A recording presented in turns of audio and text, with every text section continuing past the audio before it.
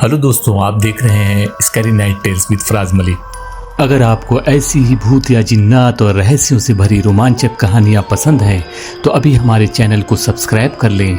और हाँ, अगर आप में से किसी के साथ भी कोई अजीब, डरावना या सच्चा अनुभव हुआ है जिसे आप दुनिया के साथ शेयर करना चाहते हैं तो आप मुझे ईमेल या इंस्टाग्राम पर अपनी कहानी भेज सकते हैं। शायद अगली कहानी आपकी हो।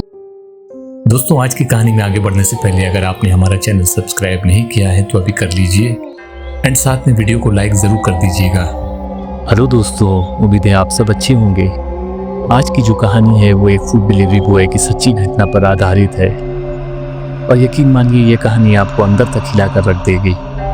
तो अगर आप सच में डर का मज़ा लेना चाहते हैं, पहले अपने कमरे की लाइट बंद कर लीजिए, क्योंकि अंधेरे में भूतों की कहानी सुनने का अलग ही मज़ा होता है।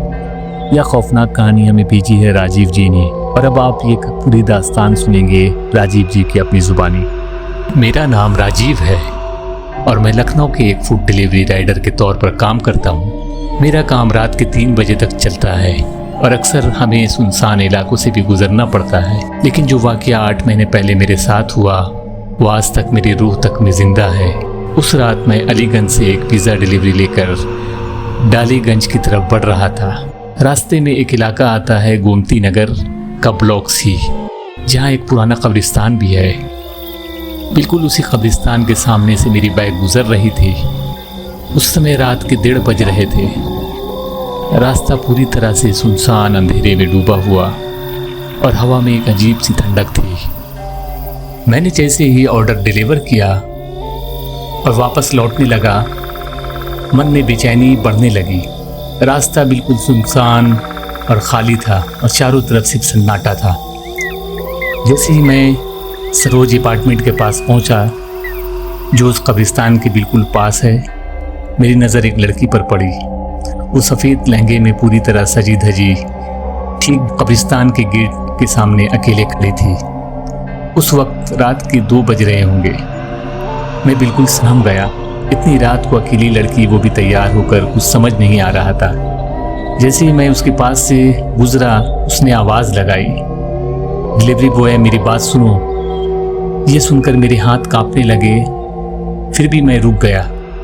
वो बोली, मैंने ऑर्डर किया था और मैं इंतज़ार कर रही हूँ अपने ऑर्डर का। मैंने कहा, माफ़ कीजिए, आपके नाम से कोई ऑर्डर नहीं है, शायद किसी और राइडर के पास हो। मैंने तुरंत बैग घुमाई और वहाँ से निकल गया। लेकिन अभी 5 मिनट भी नहीं बीती थी, वो लड़की अचानक से मेरे बैग के सामने आ गई। उसकी आंखें बिल्कुल लाल अंगारे के जैसी थी और उसकी आवाज़ बिल्कुल डरावनी थी। तुम्हें मेरी बात समझ नहीं आई? यह सुनकर मैं बिल्कुल कांप गया।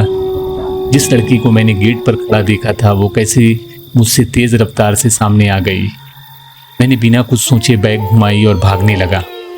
इसी दौड़ में मेरा मोबाइल हैंडल से नीचे गिर पड़ा, लेकिन जान बचाने के चक्कर में मैंने पीछे मुड़कर भी देखने की हिम्मत नहीं हुई। थोड़ी दूर जाकर मेरी बाइक की स्पीड कम हुई। मेरे जेब में फ़ोन की रिंग बजने लगी। मैंने सोचा ये फ़ोन तो गिर चुका था। डरते हुए जेब में हाथ डाला, पर फ़ोन वहीं था। फ़ोन की स्क्रीन देखी, एक अजीब नंबर से कॉल आ रही थी। ना कोई कोड, ना कोई पहचान। कांपते हुए हाथों से कॉल उठाई। उधर से वह लड़की बोल रही थी, अपना फ़ोन तो मेरे पास ही छोड़ गए। खड़े हो गए ये सब सुनकर। मैंने झट से फ़ोन नीचे फेंका और रेस्टोरेंट की ओर भागा। जैसे तैसे मैं रेस्टोरेंट पहुंचा। मेरा मैनेजर बहुत गुस्से में था और वह मुझसे बोला, राजीव, तुम अपना फ़ोन यहीं छोड़ गए थे, अभी अभी रिसेप्शन पर पड़ा मिला है।